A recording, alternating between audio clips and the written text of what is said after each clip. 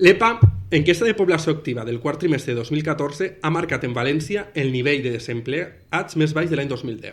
L'estadística del Ministeri de Treball mostra el tancament de 2014 un total de 569.400 persones sense treball, la xifra més baixa des de l'últim trimestre de 2010, quan la xifra se situava en 562.800 desempleats.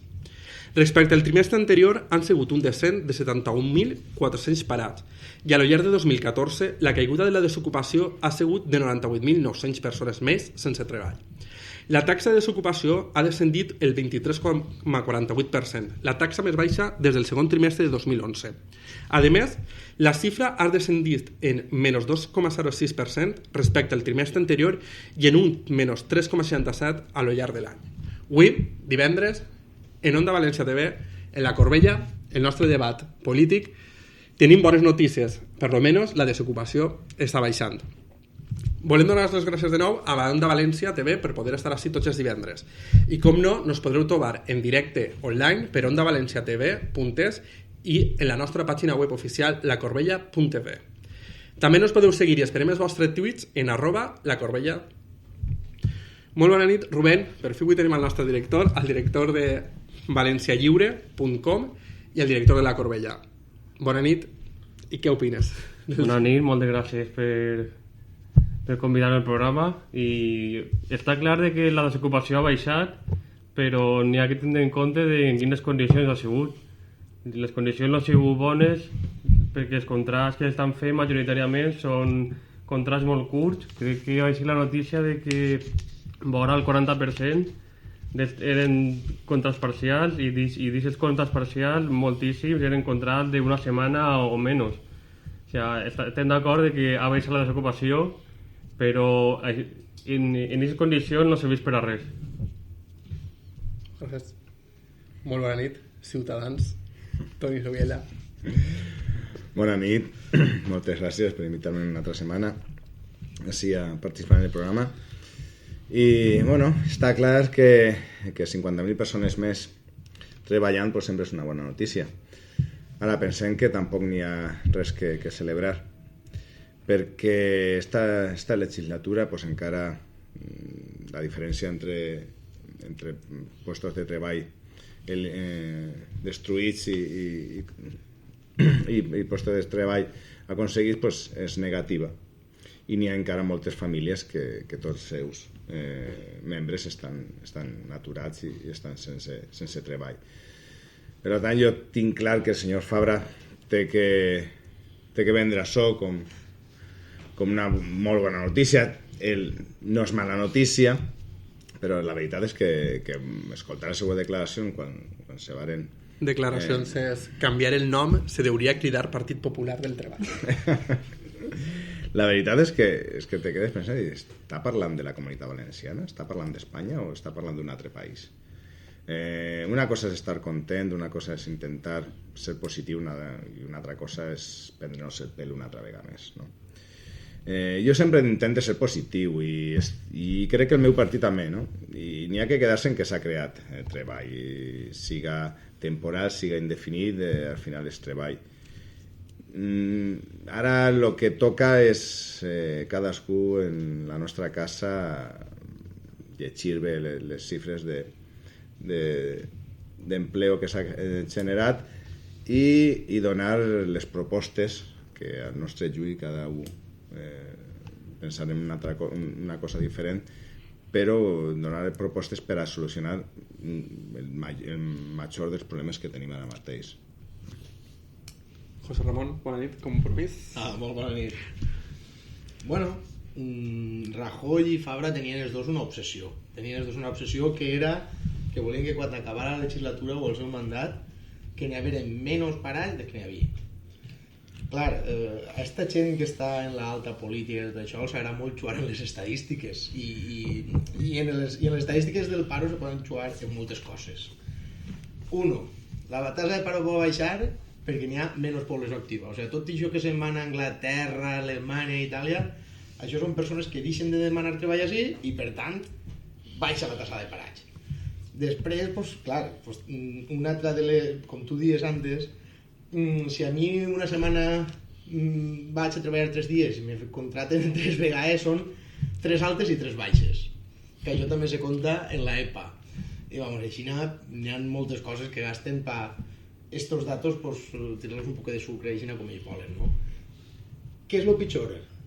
La temporalitat del treball, o sigui, que el treball siga a més curts períodes i per menys hores.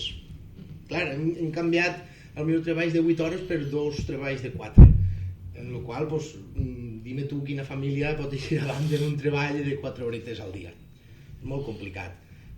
N'hi ha que anar a aquesta senda, n'hi ha que buscar que els treballs que tinguem són els treballs des que se'n van fora, perquè, clar, per què s'han gastat diners en una educació per formar un enginyer o formar un metge i després això en tot el que costa de diners a la Generalitat o a l'Estat, que se'n vagin a Alemanya, si no podem eixir de la crisi. Parlant del Partit Popular, del treball, és a dir, són declaracions, són notícies, pues el senyor Fabra s'explicava que la situació no era fàcil perquè el govern valencià no tenia diners per a les polítiques d'ocupació. Front a aquestes carències, el seu executiu aposta per el sector exportador, en préstams a cost zero, supressió de burocràcia i taxes i llicències express.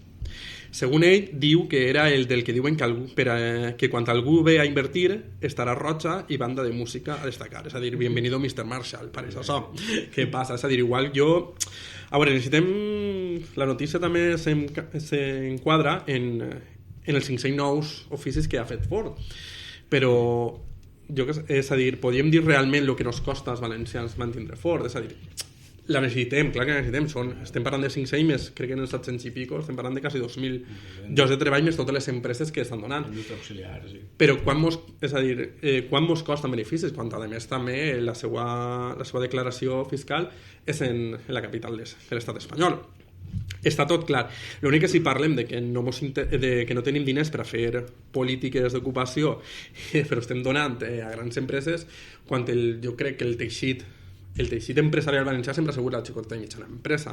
Per tant, jo crec que aquestes polítiques haurien encaminat a aquesta situació. Crec que segurament el treball, tindríem molts postos de treball, aunque foren a poc, però serien com antigament, estables i per a tota una vida.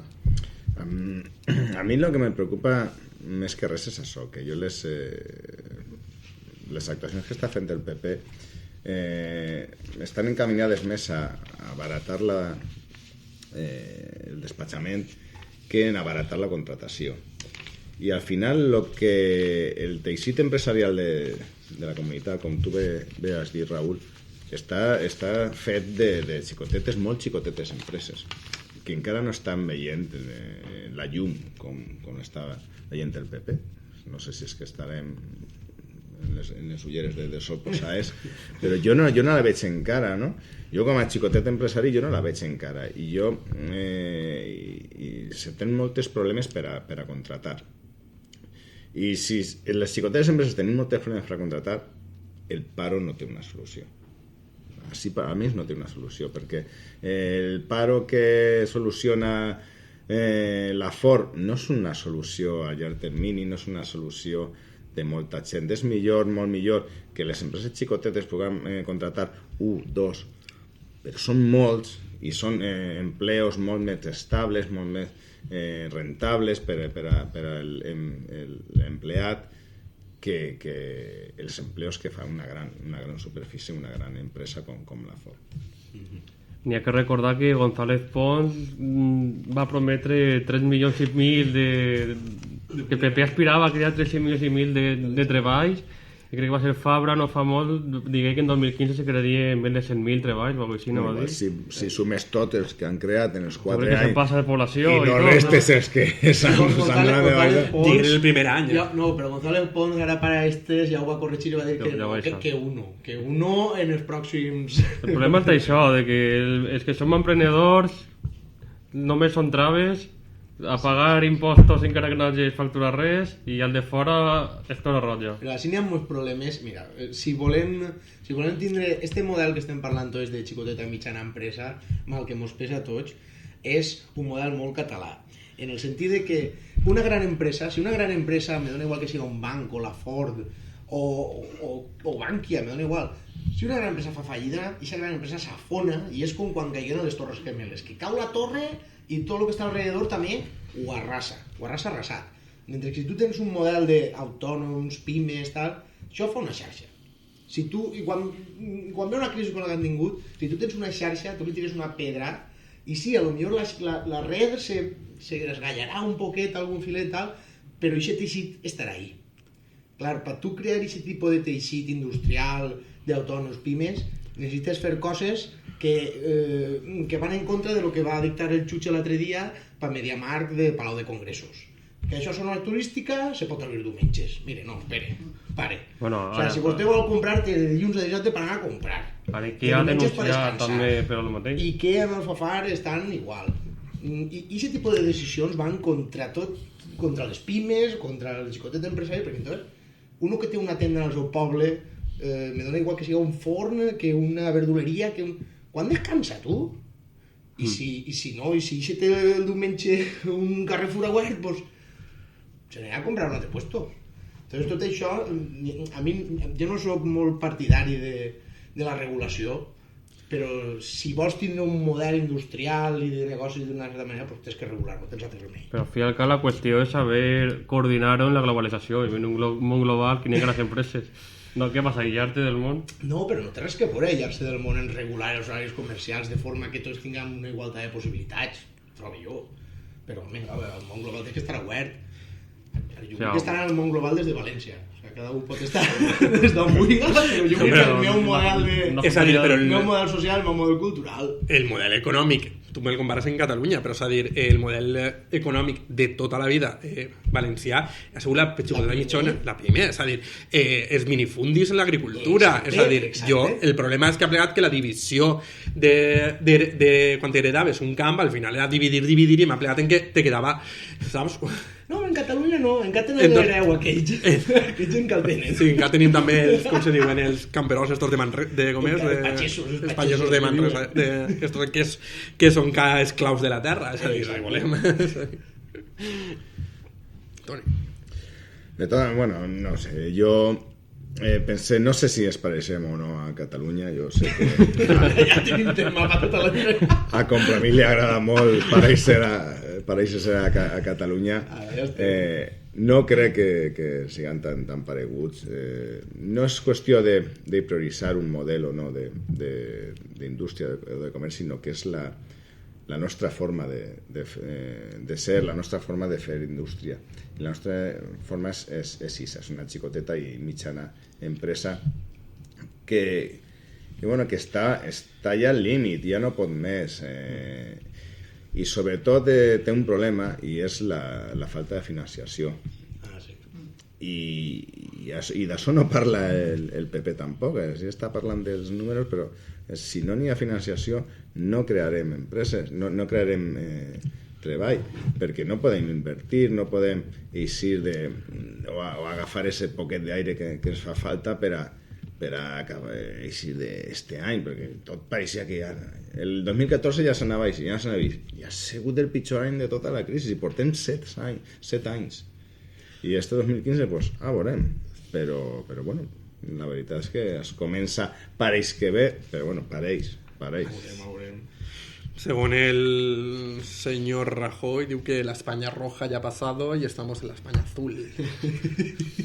de que ja no hi ha miedo, ja tot ha passat. Jo estic dels blaus, dels rojos, dels de dalt i dels de baix, pues no està bé dir així en públic hasta on, però bueno, jo soc un taronxa, no soc ni...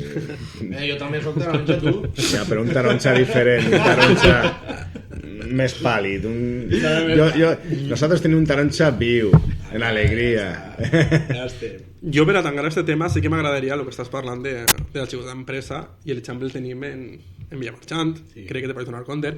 És a dir, el Villamarchant era el primer poble en el camp de Túria on Mercadona anava a entrar. En aquella època, Unió Valenciana va prohibir l'entrar a Mercadona. Crec que 14 o 15 anys després han entrat 2 grans supermercats i no queda economia local. Jo, sense anar més lluny, tu te recordaràs el abuelo que tenia la venda de frutes i verdures a la porta de casa. Jo no dic que això siga el model, però bueno, sí que n'hi ha altre tipus d'empreses que... Mira, ara mateix ha obert una nova tenda de fruites i verdures, molt modernitzada, molt bonica, molt arreglada, que està ahí a la vora del cruç de la carretera de Llíria. Estacions de servici, doncs, antes ne teníem una i ara ne tenim 3. El cas de Vilamarxant, l'economia, la veritat és que ha repuntat un poc, però més per el comerç que per la indústria, perquè per la indústria doncs, ja s'han tancat les ceràmiques, obrers ne teníem una barbaritat. Clar, tot el que ve de la construcció ha caigut. Però bueno, doncs n'hi ha pogut eixir i que n'hi ha que una economia més o menys viva. Més o menys. Està molt lluny del que voldria que fora. El problema està que lo que és l'economia tenia un percentatge molt alt destinat a la construcció i no estem aprofitant uns altres focus de treball que pot haver.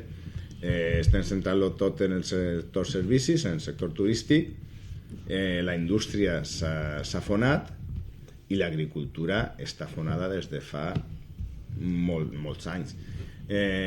No se vol... N'hi ha un nicho de treball que pot ser, per exemple, el treball verd, l'agricultura ecològica, que així en Espanya se penalitza. Tu per fer agricultura ecològica tens que pagar un cànon. Quan fas les coses bé i te penalitzen. I abans tu tenies un percentatge d'agricultura molt alt en l'economia i ara el tens pràcticament ridícul. I quan s'ha afonat la construcció, doncs no hem sabut o no estem sabent derivar aquesta gent a altres puestos de treball, ni a la indústria ni a l'agricultura, i això és un problema. Per concluir, València no ha sabut readaptar-se després que esclatara la bombeta immobiliària. Nos centràvem tot en això i és una llàstima de que havent mercats que estan ara en augment, com per exemple l'agricultura verda o les empreses tecnològiques, tinguem un parc tecnològic en Paterna que està mort de la risa pràcticament, que no se financi i se promocione empreses tecnològiques, que és el present i el futur i el present ja. Tindria una eixida molt bona i és una llàstima que no s'investigui en això. Mira, jo tinc 4 coses que m'he apuntat perquè si no se me'n van del cap. Que, mira, respecte al que dius, fa no molt vaig anar al banc a fer gestions i a plorar i tot això i parlaven del tema del crèdit a les empreses i clar, no, si diners per a les empreses sí que n'hi ha. El que passa és que no tenim demanda de crèdit solvent. O sigui, els bancs, com estan tan a la defensiva després de tot el que ha passat, ells donen diners a qui vulguis, però a qui no li fa falta. És a dir, però que tingui allà diners. A qui no li fa falta. Exactament. Això per una banda. Després, el tema del que ha passat, quan caia la construcció, no han tingut el tema de la construcció és que donava molta feina a molta mà d'obra no qualificada o a molta mà d'obra que treballa 16 hores per... Crec que parlàvem també la setmana passada del treball que buscaven immigrants i que nosaltres també es volien donar perquè són tan generosos que es donen les feines que no volem. I este mateix... Què va ser? No sé si dimarts o divendres passat. Sí, el divendres passat. Vaig pujar al polígono i estava treballant en un xic que porta el tema de la cooperativa en... el cas. Això què? La terra com va, no? Un desastre. És que la terra, moltes vegades, no val la pena... T'ho diuen tal qual, és que no val la pena treballar-la perquè el que se gasta allà a en tractaments, en tal... És que este tractament no el pots gastar, té que gastar este altre més car, però tranquil, ves al nord d'Àfrica, que allí en Marroc sí que te deixen gastar-lo. No es renta. Jo tinc uns tios que, eixint del poble, tenien un bancal que han plantat paulònies. Paulònies és un arbre que se gasta per fer biomassa, que d'això ho cuits cada 7 anys. Però no tindrà la terra parat. És que, clar, si al que li tenen que comprar la taronja no li val la pena treballar-la perquè no trau ni per pagar el que s'ha gastat, que entren taronges d'Àfrica a Mansalva i no passa res. Pues això és el que està passant. Exacte. Tanquem. Mira, un apunt sobre això que contava l'altre dia la que espera que siga la nostra candidata Carolina Punset a la Generalitat. Resulta que que va aparèixer per així el gerent de la Coca-Cola. El que ha tancat en Alacant, sí. Ese mateix. El mateix. I resulta que volia fer un minute maid de taronja ecològica valenciana. T'ho imagina't, no? Pues, resulta que le tingueren que dir que no, perquè la producció de taronja ecològica valenciana no arribava ni al 5% de lo que necessitava. Nosaltres pensar quants de puestos de treball, quants de bancals de taronja que estan, se podrien haver aprofitat en aquesta oportunitat. Té unes clementines que si poden la partida les reguem Però la detergent però ja mateix, no? li tirem ja guanos i moves, però del de rata pena de veres. Però, com sempre, és a dir, el govern valencià està sense plans, és a dir, no té ningú plan, va a l'estirar i el que passa. Com, per exemple, pues, un any més les temperatures baixen i el govern valencià no té cap pla per a poder atendre a tots els pacients que apleguen a urgències dels hospitals valencians. Esta setmana passada, i en la que estem ara actualment, els hospitals valencians apleguen el 100% de l'ocupació, per no dir el 110 o són 20. Una ocupació que ha fet que els malalts estigueren una mitja de 8 a 9 hores en urgències esperant els resultats de les proves que els havien fet. Si això ja és preocupant, més preocupant és que els pacients que tenien que ser ingressats han passat de 24 a 48 hores en els corredors o sales esperant que es donen el llit. L'hospital més afectat ha sigut l'Hospital General de València Ciutat, que ha tingut que aplaçar intervencions quirúrgiques per falta de llits, ja que fins als llits reservats a les intervencions han sigut ocupats per les urgències. Ramon, més o menys. És per al·lucinar, no? Perquè no s'han donat ni a compte, no? Perquè realment les primeres retallades més fortes que van tindre en serveis públics van ser al principi de la legislatura, perquè la gent així vaig oblidant-se.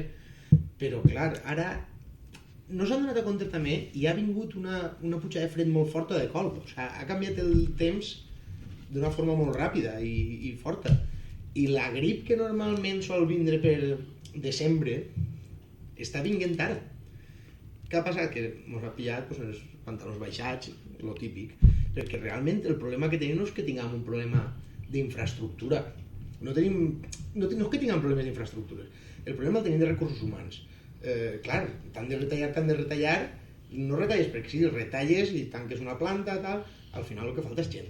I el problema que tenim és això. Les urgències se saturen perquè no pots revisar-ho tot. No anem a obrir esta planta perquè no gasten estos llits, perquè clar, al moment que tu obres una planta perquè n'hi hagi uns llits per ficar gent, tens que tindre gent per cuidar aquestes plantes. I en això estem. Ara han vist que Syriza ha guanyat en Grècia i de colp i de repent han dit no, jornal mínim 750 euros, 300.000 famílies pam, i això ho resoldran. Així no, així hasta que no entrem en algun Syriza anem a tindre això, no, anem a anar a pitjor. Toni. Jo, més que un problema de les retallades, jo crec que això ha sigut un problema de negligència en la gestió, perquè l'avalanxa de malalts estava més o menys prevista. El que passa que ja no és que no n'hi hagi diners per a contractar a gent, és que no n'hi ha ni un protocol d'actuació i no s'ha ficat en marxa, perquè quan a tu t'avisen de que en 2 dies ve el fred, de que tu poses en marxa un protocol d'actuació, tu contractes a gent que tens que contractar, obrir les cames que tens que obrir i això se genera. I no generes este problema, però el problema és que la gestió és totalment nefasta en totes les institucions, en tots els hospitals i en tota l'administració, perquè tindre 8 o 9 hores d'espera per a una prova o 48 hores perquè te donen un llit quan tenen que ingressar-te, és que això és inacceptable. És que quan estàs malalt intentes posar-te bo per a no anar a l'hospital. Sí. Però, i no és falta diners per a moltes coses, però precisament el que ha passat esta setmana passada jo crec que no és problema de diners, és problema de gestió. Rubén? Bueno, estem en les conseqüències de la gestió del Partit Popular, no són estes, els hospitals col·lapsats. Tu dius que no fa les infraestructures, que n'hi ha prou. L'hospital d'Ontinyent fa falta una reforma, l'hospital nou, l'hospital de Gandia està sense fer, la Veda hi haurà un altre hospital, el de Requena està a meitat, el de Llíria està sense obrir. Sí. Fa falta acabar les infraestructures i, evidentment, fa falta un protocol d'actuació. El problema és que la falta de coordinació de les dues coses ens ha dut a este cas. Home, tu tens que tenir en compte tots aquests hospitals que estem parlant, aquests que m'has dit són hospitals d'àmbit més comarcal i tot això, i aquests hospitals, els serveis d'urgències que tenen no solen ser tampoc com els serveis d'urgències que pugui tindre l'Arnau, la FE, altres pensat que són hospitals de referència. Jo, hasta ara que vaig llegir la notícia i tal, no havia sentit mai que en aquest tipus d'hospitals hi havia hagut problema. Tenim que tenir en compte una cosa. La gent, en global, no saben gastar bé moltes vegades la sanitat. Per què? Moltes vegades a uno se pega un colp al braç o a la cama o el que siga, i a més això també ho sabrà. Quan tens un dubte de que algo és poguera ser greu, baixa-te'n per acá baix, o sigui, anem-se'n a València. I això no se hauria de fer així. Moltes vegades, i no estic dient que sigui el cas, ara ha vingut un pic de fred molt fort que no s'esperaven, que se l'esperaven per fa 2 mesos, i ja no sols és així, en tot l'estat s'han saturat una montona d'hospitals. Clar, la gent, quan se fica en mala, el primer que té que fer és anar al seu centre d'atenció primària. I si el centre d'atenció primària, home, no és que t'estigui desangrant, si t'està desangrant, que te ho tapin i ves derrapant a la fe o on toque. Però que moltes vegades, i no dic que siga el cas, saturem les urgències com per no saber ser bons usuaris. No és el cas. No estic conforme amb tu. No és el cas. No, però això és així. Jo penso com Ramon, però està clar que no és el cas perquè estem parlant de que no és que estiguin saturades les urgències, és que no n'hi havia cap esperar, és que havia que ingressar, i si tenen que ingressar és que estaves bé en l'hospital. Per tant, està clar que tenim que aprendre a utilitzar millor la sanitat. Jo crec que estem aprenent a poc a poc perquè s'han fet campanyes, has fet moltes cues en les urgències i al final aprenen, però no crec que sigui el cas. Jo penso que igual com estem dient que no hi ha un protocol d'actuació en aquests casos, siga la grip o la que siga, també crec que la sanitat no ha modernitzat, no ha anat l'atenció, no ha anat al pas dels ciutadans. És a dir, a dia d'avui una persona deixa de treballar a les 6 del matí i torna a casa a les 10. Si jo estic en grip i tinc que anar al metge, me deixo de treballar podent anar a treballar, no tinc un altre horari. Al final dius, me'n vaig a urgències i que m'ho solucionen. Per tant, jo crec que també el problema és de que les primàries també tindrien que adaptar-se a una situació. És a dir, tu el que no pots ser és dir, vale, tinc un constipat, me puja una dècima el febre i decidisc anar. Vale, no. Però potser sí que té que haver realment un metge durant les 24 hores, no únicament d'urgències, o que no tingues que tirar-te 4 hores cridant a la policia per a que la policia contacte en el metge, que el metge ara se n'ha escanat en no sé qui, al de Llíria, perquè ha agarrat un infart o no sé qui, o l'ambulància no aplega. Entonces, aplega un moment que els treballadors ens estem adaptant al treball, o que estan dient d'obrir els comerços diumenge o dissabte o no obrir-los. Crec que la sanitat i inclús moltes administracions públiques també haurien adaptar-se. Però la sanitat això ho treballa a Xina. Si tu, per exemple, el dilluns per al matí tens que vindre a treballar i tu no estàs bé, poden haver 2 casos. Uno, que en el teu centre d'atenció primària n'hi hagi un metge de guàrdia, en el qual el metge de guàrdia t'atendrà, i si el metge de guàrdia no te pot atendre, entre altres perquè en un hospital no te poden fer la baixa. L'únic que te pot fer la baixa en circumstàncies normals és el teu metge d'atenció primària, no te la pot fer ningú altre. Clar, a lo millor seria ideal que tinguérem l'hospital de Llíria ja en marxa i que si tu un diumenge a les 9 de la nit te passa qualsevol cosa, que te'n pugues anar allí, que sabies que vas a tindre una qualitat assistencial que és tan bona com si vas a l'Arnau o si vas a la FE. Però tornant al principi, la sanitat està per a les coses que està. I així el problema que tenim ara és... Totes aquestes coses que hem vist en les notícies són qüestions de falta de personal. És que si tingueres tu diners per tindre el personal que toca, ara podien tindre l'antiga Fea Huerta, que era un hospital de categoria, reconegut en tot el... I no sols perquè fora un bon hospital, que sí, que podem dir que estava un poc bé, que estava fet de l'època del tum-tum, però l'hospital de la Fe, no s'equivoquem, era bo per als professionals que n'hi havia. De tota manera, perdó, jo crec que si s'invertirà més en la sanitat primària, segurament seria més econòmic i no faria falta tants hospitals i l'atenció seria molt més propera i molt més ràpida. O sigui, si tu, per exemple, a Burxassot, no? Jo en el meu cas, jo demane cita en el meu metge de capçalera i pot tardar com a mínim una setmana com a mínim.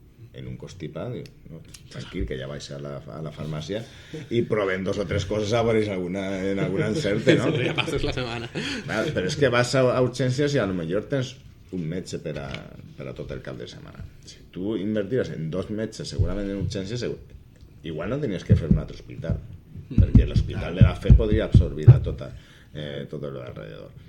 Però en la sanitat primària jo crec que és la pitjor tractada en les inversions de sanitat.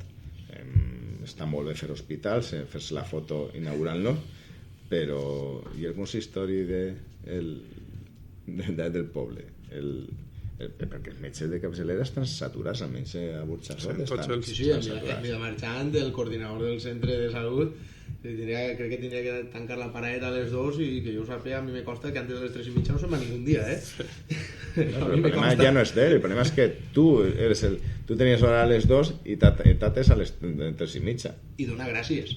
Exactament. Que la que ho està fent per bona voluntat de l'home. Però és un problema de recursos humans. És un problema de dir, no, se n'hem a gastar diners en el personal que calga perquè no n'hi hagi una persona que estiga 8 hores en una camilla i en un passillo.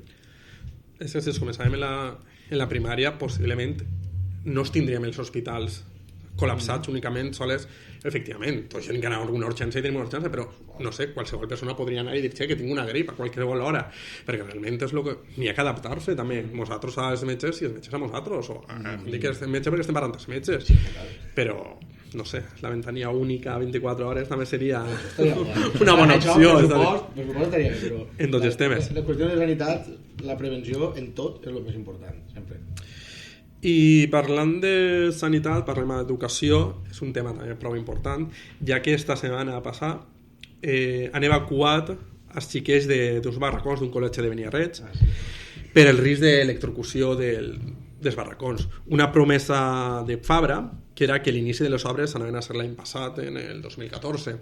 Xiquets que estan en barracons, per exemple, aquests barracons pues, havien sigut revisats fa unes setmanes i estaven ok, i després d'unes gran pluges d'aquestes últimes setmanes, pues, per un poc, allí se queden tots com a pollastrells pegant voltes. La Federació de Treballadors de l'Ensenyança, del sindicat UGT, pues, ha publicat un estudi que mostra que les autonomies han reduït els seus pressupostos d'educació en més de 2.235.000 milions d'euros entre 2015 i 2012, el que supon un retrocés del 6%. En València, el govern valencià pues, ha retallat en total un 9% de l'educació. El descens ha sigut de 416.000 milions. La retallada pressupostària és del 9,18%, que ha patit la conselleria que dirigís María José Català. En estos últims 4 anys només o empitjoren pues, Aragó, Madrid i Astúries. Encara em pareix poc a mi el 9% que diu que ha baixat per a com està l'educació, i este any electoral el pujarà un 2,75, o sigui que apenas se notarà la baixada que ha pegat en esta legislatura. Realment l'educació pública, l'educació en general està totalment abandonada, i de veritat és que no l'entén, perquè l'educació és la inversió del futur i no pot ser que estiguen ja no és el problema de que estiguen en barracons els xiquets, sinó que estiguen en barracons que se poden electrocutar. És que no és que no tinc col·legi, és que no tinc ni barracón. Això ha passat en Burxassot també. Sí. Entonces digo, ja no és que no tinga ni una educació de qualitat, és que no tinc on dar esa educació de baixa qualitat que me pots oferir.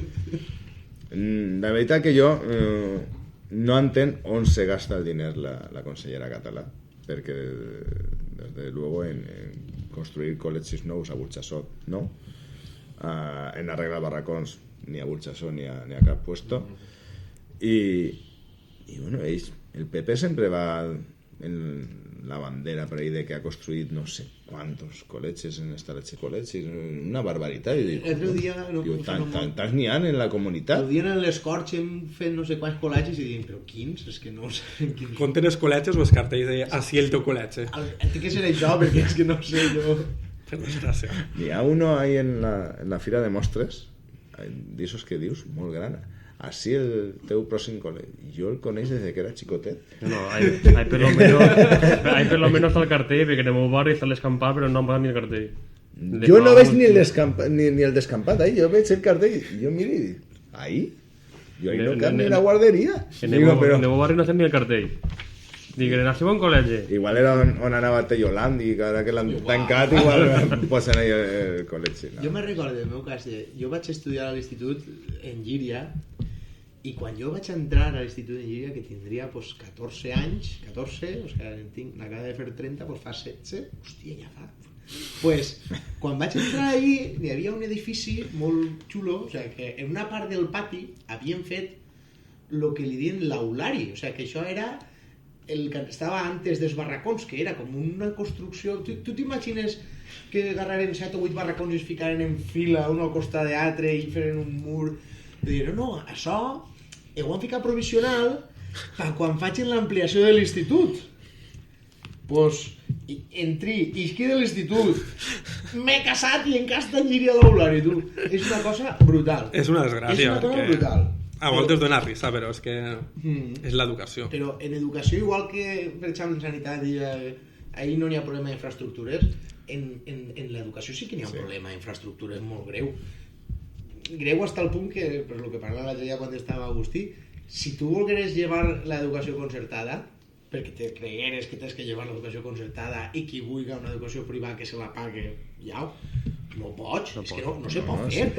És impossible perquè no n'hi ha places, no n'hi ha centres com per allotjar a la població. Ni centres ni diners. Ni diners. Però és que si tingueres els centres, tampoc tindries diners pels professors. No, està clar.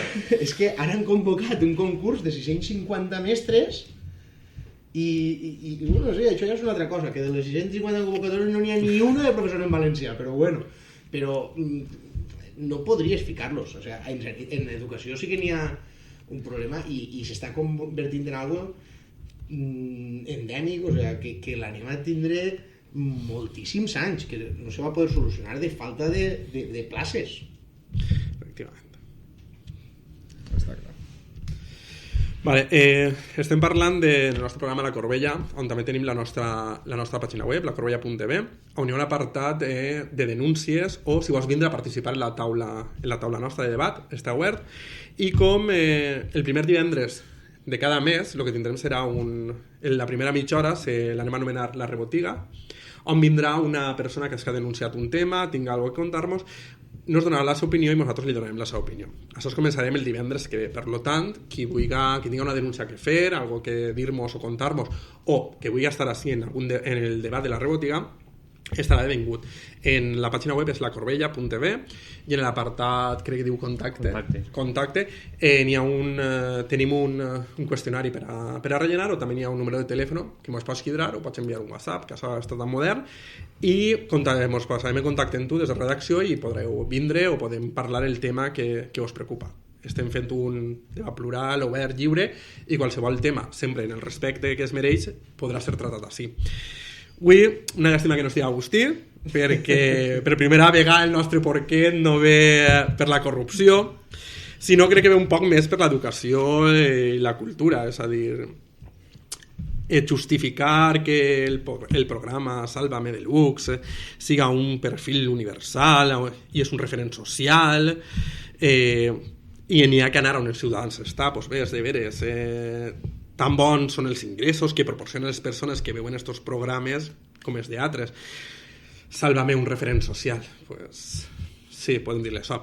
Aquestes paraules han sigut de Vicent Betoret, alcalde de Vilamarxant i diputat en Corts, per defendre el cos que Turisme va fer de la Ciutat de les Arts i les Ciències, va fer en el programa Sálvame Deluxe, i per això pues, esta setmana va per ell.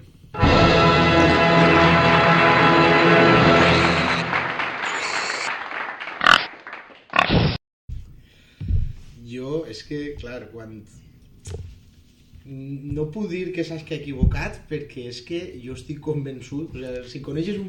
Jo no me crec que Vicent pense que Sálvame és un referent cultural. Jo crec que aquest tipus de coses, com si a mi algun dia me tocara anar a algun puesto a defendre que lleven els bous al carrer. Pues jo no me crec que tinguin que llevar els bous al carrer, però potser me tocaria defendre en alguna circumstància per la raó que siga. Pues jo no me crec que Vicente crega que Sálvame és un programa de referència ni de cultura ni de res d'això. Però jo crec que ha estat molt equivocat. No puc dir altra cosa. Jo crec que les campanyes de publicitat tenen que arribar a complir el seu objectiu, que és rentabilitzar la inversió, no? Però és que de veritat hi ha justificacions que li donen la raó a la crítica i jo no vaig discutir que Sálvame Deluxe siga un programa amb molts de seguidors, està clar, gran hermano VIP i tal, però dir que és un referent social, digo, pues mira, jo si de veritat és un referent social, jo me quedé ignorant. Que pues subvencione, és a dir, que subvencione, que algun dia serem referent social. Rubén. Estoy de acuerdo en Toni, no creo que Sálvame siga el millor programa per anunciar-se, però bueno, n'hi ha prioritats i efectivament quan tu t'anuncies és per un objectiu, aconseguir gent.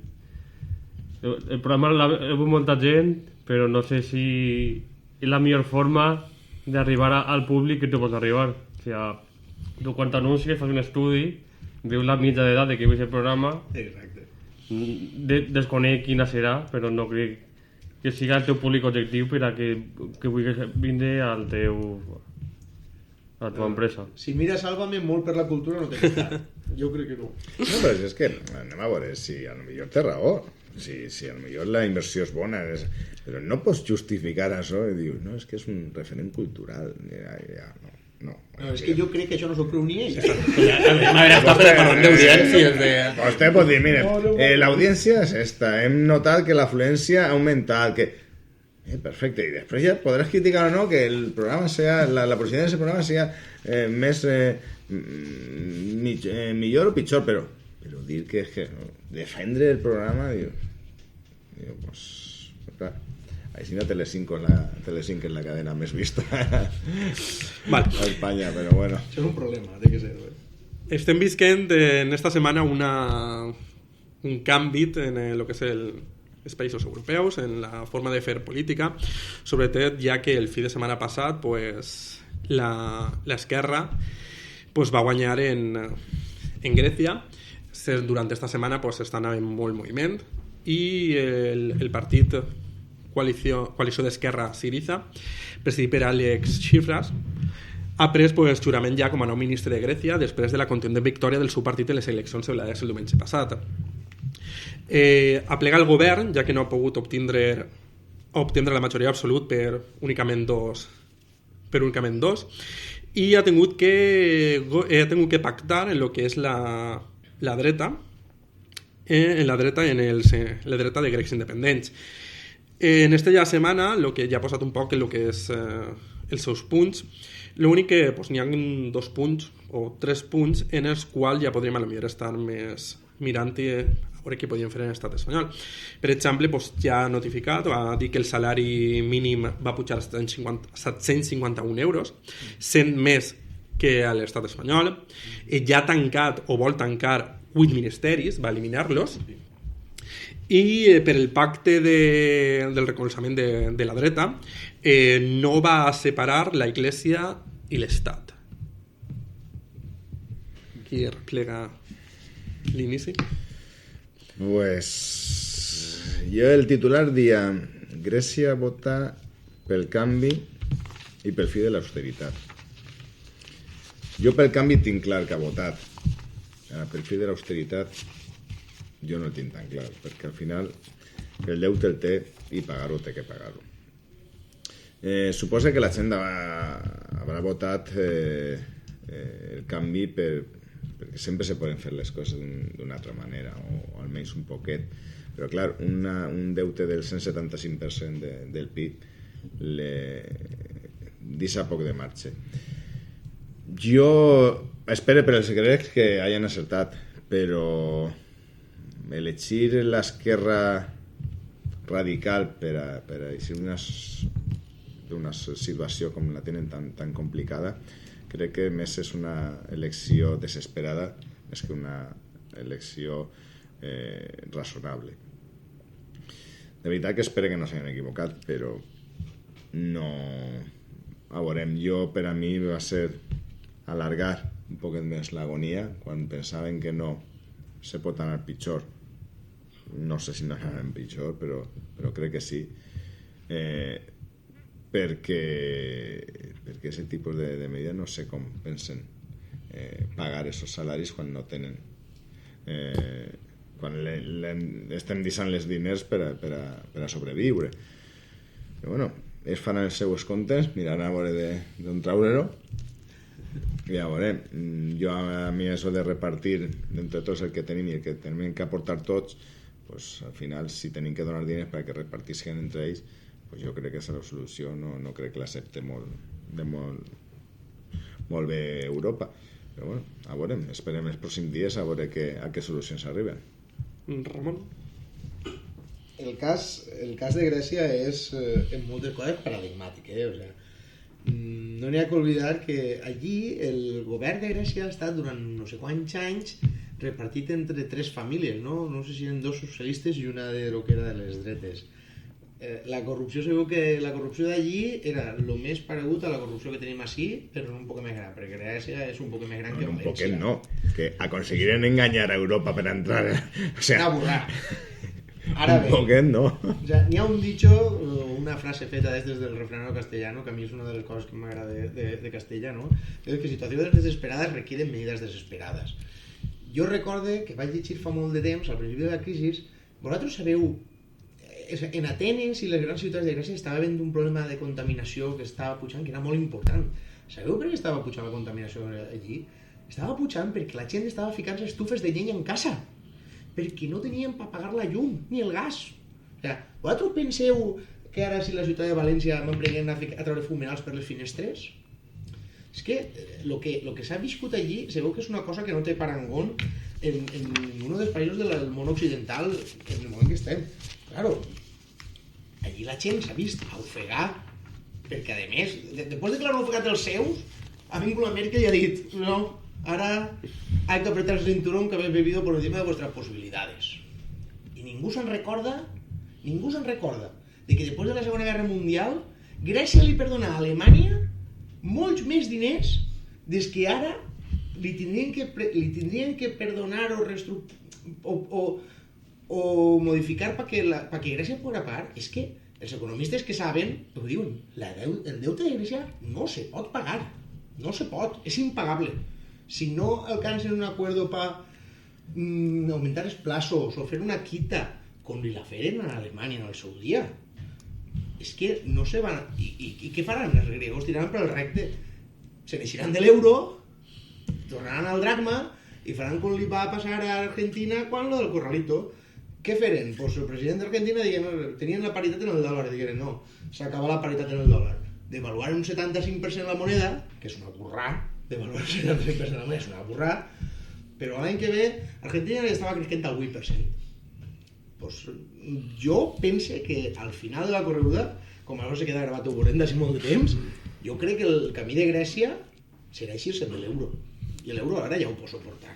Han tingut 2 oportunitats de fer-ho, no ho varen fer, però jo crec que ara, si és l'única escapatòria que tenen els grecs per eixir desmemorant-nos, per eixir d'este ofegament que tenen, se n'eixiran. Grècia vota pel canvi, després de molts anys governarà un govern mig d'esquerres perquè ha patat en la dreta, un poc raro, però bueno.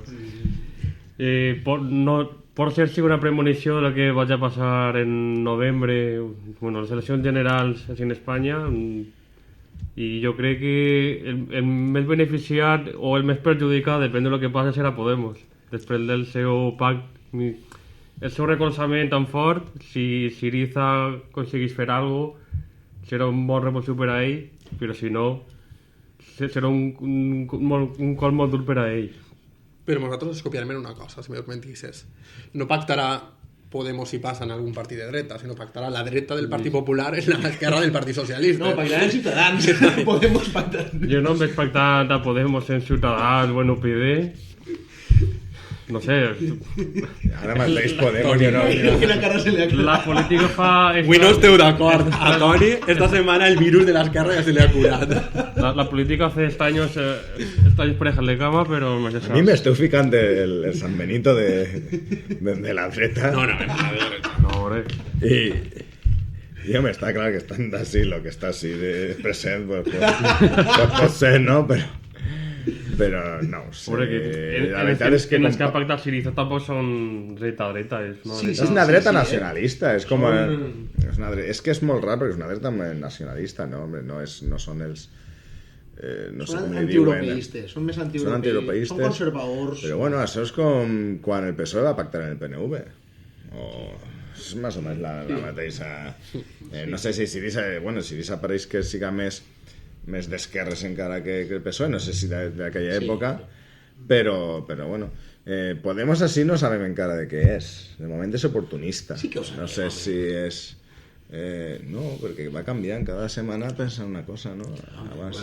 Bueno, té matisos, però sabem tot el que és. Però és diferent, no sé si el que passarà a la situació és la mateixa. La situació en Grècia és molt extrema. La gent, és el que dic, no té per a pagar la llum i està fent hogueres en casa. Això així no l'hem viscut. Així estem passant-lo mal, però no estem en aquesta situació, estem molt lluny d'aquesta situació.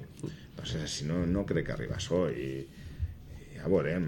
Este any està ple d'eleccions i a poc a poc s'anirem posant cadascú en el nostre puesto. Andalucía serà una bona prova, podria ser. Pot ser, però no crec que és perquè no és no està... És un territori un poc estrany, no se pot comparar amb el resto de la nació. Per què? Perquè, per exemple, ni Podemos ni segurament Ciutadans estem molt implantats en Andalusia. Han fet una bona xua ahir en això. El problema és que té moltes circunscripcions. Entonces nosaltres estem creixent molt a nivell nacional, però segurament en Andalusia pues no siga el nostre punt fort. Segurament siga, a part de Catalunya, València, Comunitat Valenciana i Madrid, els nostres punts més forts.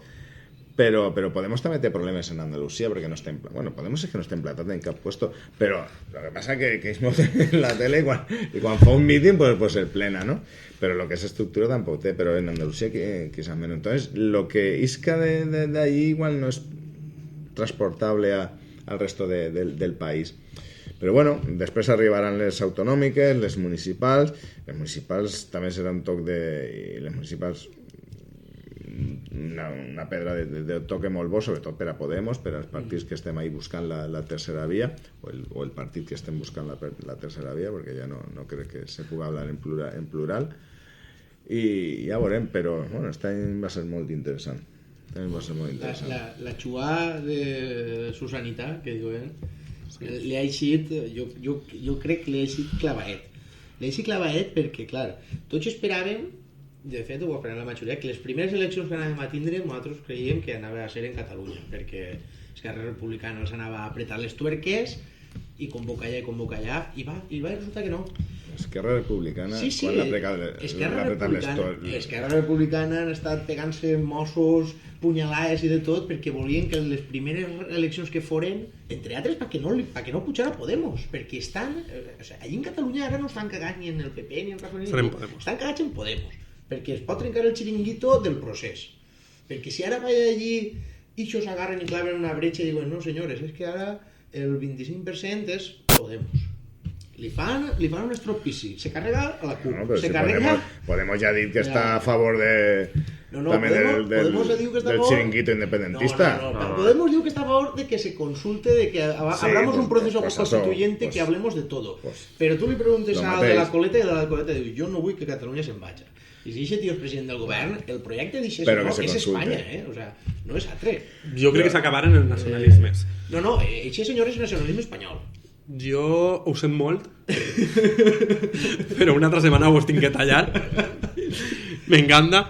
Havent deixat jo un tema damunt la taula, que era el projecte Corredor Mediterrani, que volíem a partir d'avui posar temes en el qual puguem ja desenrotllar pues, un poquet d'un projecte del programa electoral de cada partit, per on podíem anar.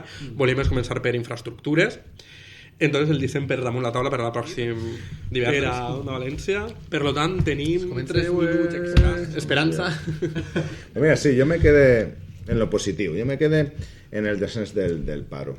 Més que res perquè és el problema més gran que tenim, perquè fa molta falta que esa eixida de la crisi que ja veig el PP ahir i que els demés que tenim un mínim detallat no la vegem, però fa falta que apareixca ja, perquè les famílies ja no aguanten més, les xicotetes empreses tampoc, i perquè tenim sobretot una generació perduda de gent jove que n'hi ha que recuperar-la. El 2005 té que ser l'any de la recuperació, sí o sí.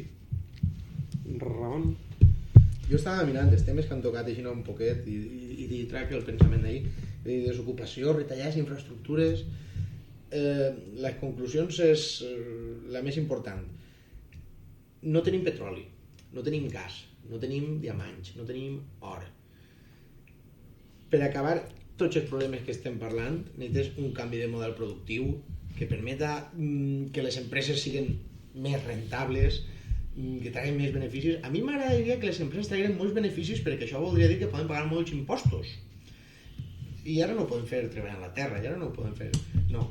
Ara el que tindrien que fer és que l'Estat o la Generalitat o qui fora invertir en el que tu dies antes.